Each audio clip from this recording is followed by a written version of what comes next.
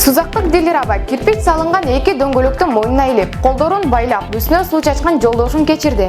Бүгүн республикабыздын аймагында 21 өрт кырсыгы катталды. Ош облусунда аялы күйөөсүн арматура менен чаап өлтүрдү. Ушул жана башка жаңылыктар тууралуу мен Сезим Азаматова тааныштырам.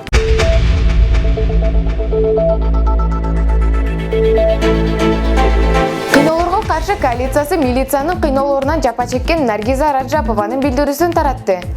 Аял өзүнө, ошондой эле күйөөсүнө, инисине жана 17 жаштагы уулуна карата Ош шаардык ички иштер башкармачылыгынын Ош шаарындагы багизаттарды мыйзамсыз жүгүртүүгө каршы күрөшүү башкармачылыгынын подполковниги Тайырбек Уларовду өлтүрдү деп айыптап, кыйноого алынганын айтууда. Алар полиэтилен башчыгынын кийгизип, колу буттарыбызга уруп, тырмактардын астына энелерди, сыранын желим бөтөлкөсү менен зордукташкан. Боюмда эгиз бар болчу, бирок кыйноолордун айынан боюмдан түшүп калды деп айтылат билдирүүдө. Күнөөлөрдүн бири да жазылган эмес. Кыйноо боюнча тергөө токтотулган. Коалиция белгилегендей 2018 жылдын 28 мартында башкы прокуратура Түштүк борбордогу ички иштер башкармачылыгынын кызматкерлерине карата кыйноо жана мыйзамсыз камакка алуу боюнча кылмыш ишин козгогон.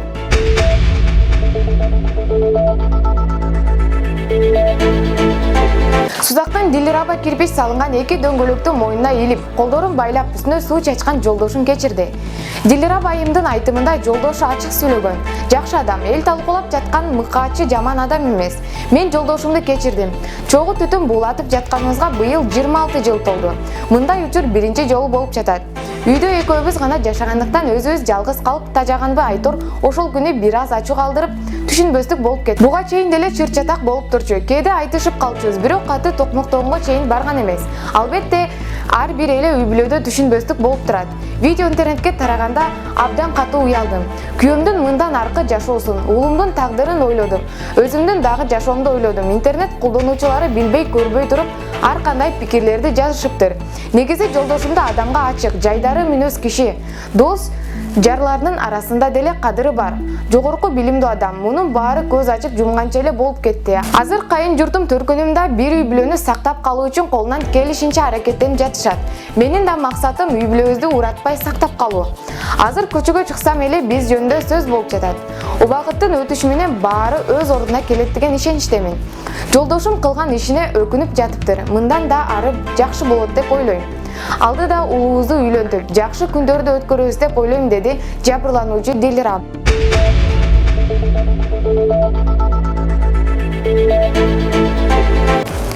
Ош шаарында жолдошун арматура менен чаап өлтүргөн келиндин кылмыш ишин Ош облустук соту карап, шаардык соттун өкүмүн күчүндө калтырды.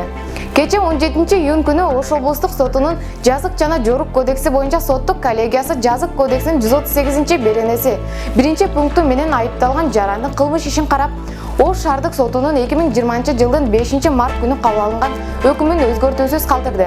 Мындан сырткары, соттолуучуга Улуу Ата Мекендик согуштагы жеңиштин 75 жылдыгына жана 2010 жылдагы апрель элдик революциясынын 10 жылдыгына карата мунапыс берүү жөнүндө мыйзамы колдонулуп белгиленген жазанын 3/1 бөлүгүн кыскартуу чечими кабыл алынды. Өкүм акыркы эмес жана нааразы тарап жогорку сотко даттанууга укуктуу.